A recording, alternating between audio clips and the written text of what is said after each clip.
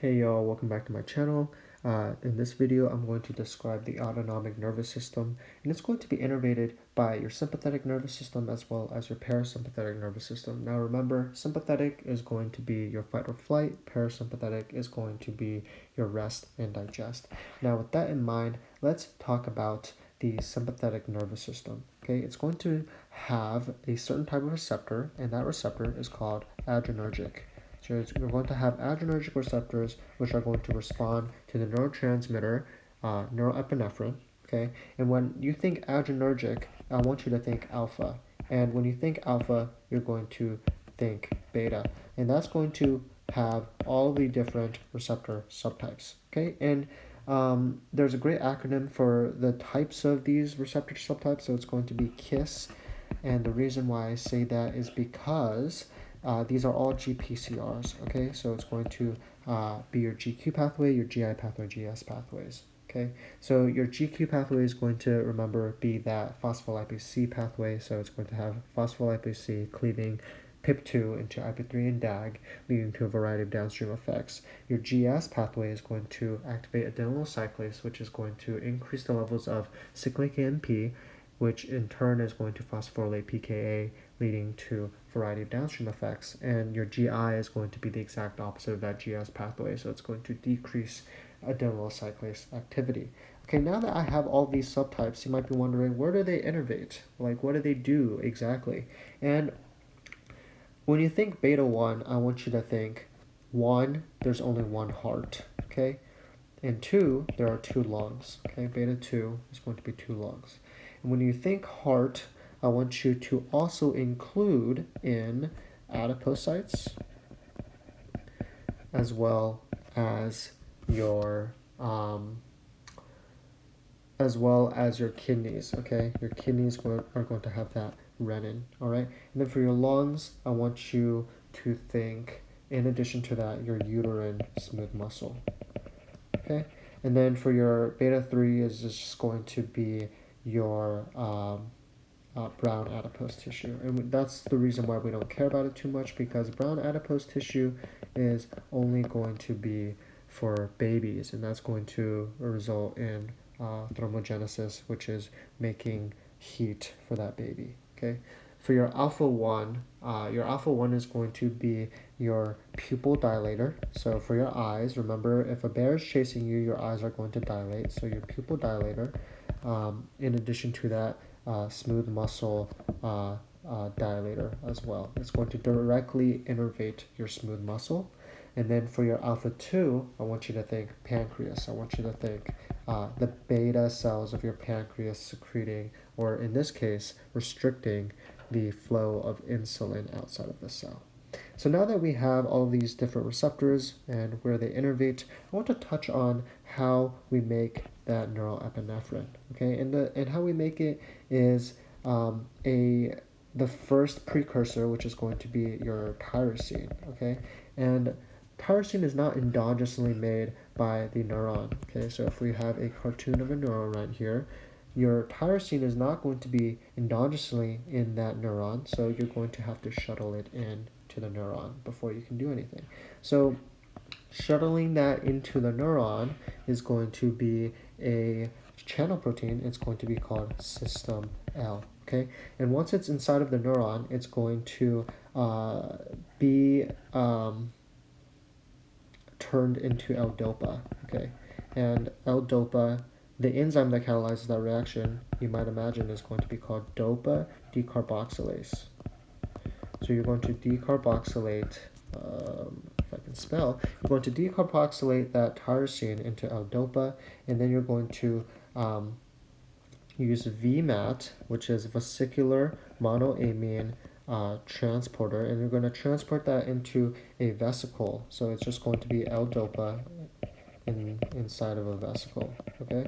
And then inside of that vesicle, you're going to have another enzyme, and this one is going to be called dopamine beta hydroxylase. So you're going to hydroxylate, if I can spell, you're going to hydroxylate that L-DOPA into norepinephrine.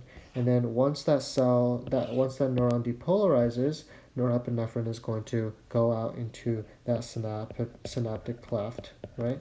And it's going to induce its effects onto your alpha and beta receptors of your postsynaptic cell, right? And then obviously after a very short amount of time, you want it to also bind to the presynaptic cell, right? Because you want to stop the release of norepinephrine because you've already induced the effect, right? So it's going to bind to the GI pathway. And if we can remember, I'm going to give you a second here. The GI protein is going to be, the PCR is going to be alpha 2, okay? So it's going to bind to that alpha 2.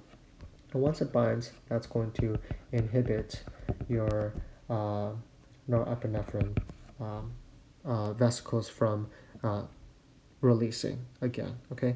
And then eventually you obviously want to recycle that norepinephrine. You spent so much energy making it back into the neuron. And the way you do that is going to be through this channel called NET. It's going to be a SYMPORT channel. It's called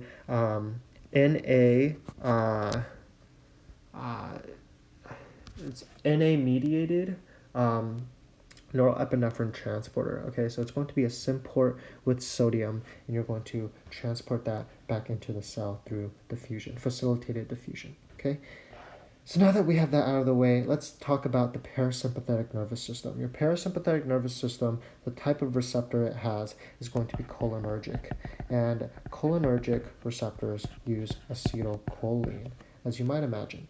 And when you think acetylcholine, I want you to think muscarinic, okay? Muscarinic receptors, as well as nicotinic receptors, okay?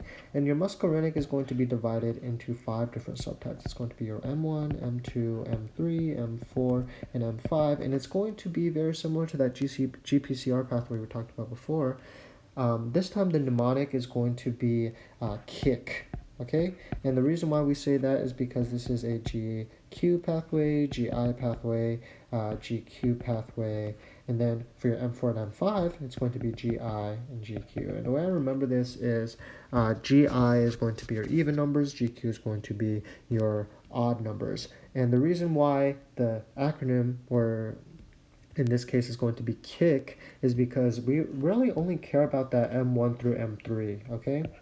Your nicotinic is going to be your NA-K+ channels, and it's going to encompass your N1 and your N2 receptors. Your N2 is also going to be called your NN, and your N1 is going to be called your NM. And the reason for that is because these innervate the muscle and the brain, okay? Your neuronal tissue. For your muscarinic, you're going to have that M1, and M1, once again, is going to be brain, because number 1, your brain is number 1, right? Your M2 is going to innervate your heart, because and the way I try to remember this is before your heart was number 1 here, right? And for your cholinergic systems, your heart is going to be downgraded because your brain is actually number 1. And then for your M3, I just kind of think of it as everything else, okay? So this includes, for example, pupil constriction. But before we were talking about how those alpha-1 receptors cause that pupil dilation, this is going to be a pupil constriction. It's going to affect your pancreas. It's going to affect your GI tract. It's basically going to affect every other system. And your M4 and M5 are pretty much just other types of receptors that we are not going to touch on. Okay, so now that we have these systems and these different subtypes of receptors, let's talk about how acetylcholine is going to be manufactured. Okay, so your acetylcholine is going to have your acetyl-CoA, and you're going to take in a choline as well, right? So your acetyl-CoA is going to be in your mitochondria, and that's going to be inside of the neuron. Outside of the neuron is going to be choline, okay? So you're going to have to take these two and add them together to make acetylcholine, right? And the way to do that is you have this inside of, you have the acetyl-CoA inside the neuron, and then you shuttle in choline through this channel. It's going to be called CHT1, okay?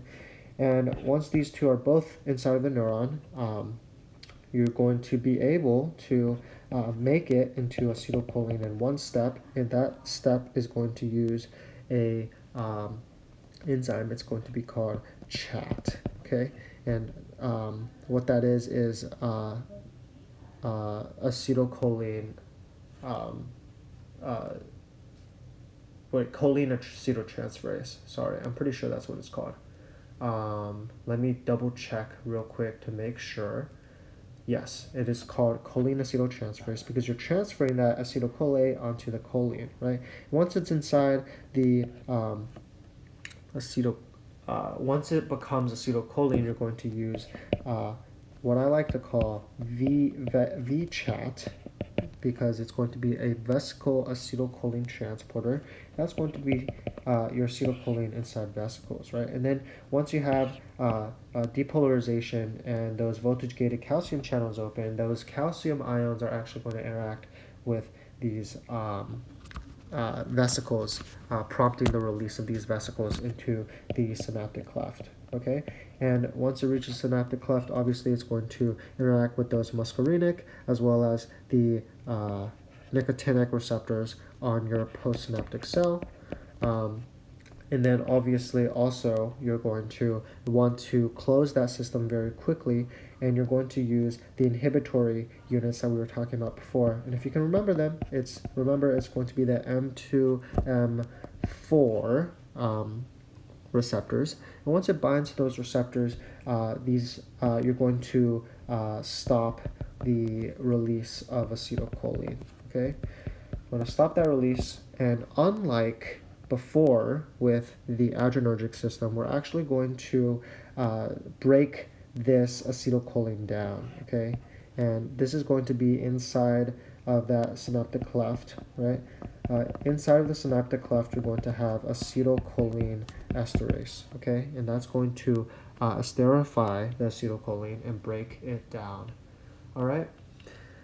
So I hope that this video has been helpful. I hope that you guys have been able to see the different different innervations of the sympathetic and parasympathetic systems, as well as understanding adrenergic as well as cholinergic receptors. So I hope that this video has been a lot better than the previous video, but yeah.